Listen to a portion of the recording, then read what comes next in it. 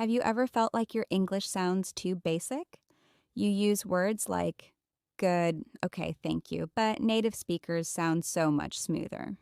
Well, today I'm going to teach you 10 daily phrases that are not boring, not textbook English, but actually used in real life conversations. And guess what? These phrases are also perfect for speaking. Let's get started. I'm not really into it, meaning you don't like something, but in a polite way.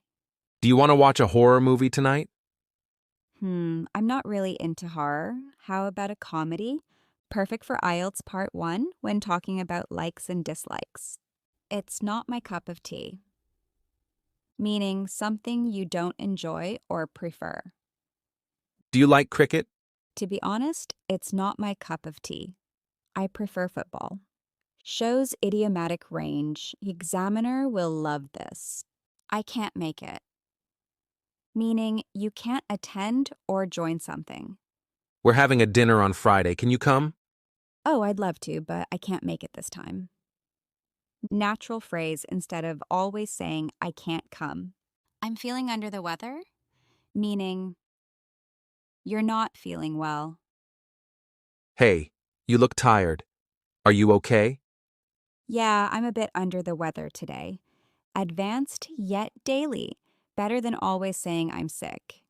It slipped my mind, meaning you forgot something. Did you bring the book I lent you? Oh no, it completely slipped my mind. I'll bring it tomorrow. Much more natural than I forgot. I'll give it a shot, meaning you'll try something, even if unsure.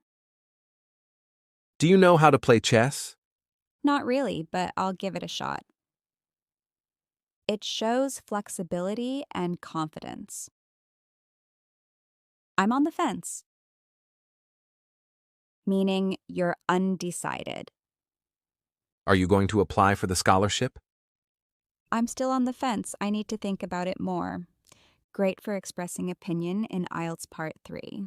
That rings a bell, meaning something sounds familiar. Do you know this song? Hmm, the name rings a bell, but I can't remember exactly. Idiomatic higher band score vocab. It's a win-win situation, meaning everyone benefits. If we share a taxi, we'll save money and get there faster. Exactly, it's a win-win situation. Perfect for IELTS, Part 3, discussions. At the end of the day, meaning summarizing or giving a conclusion.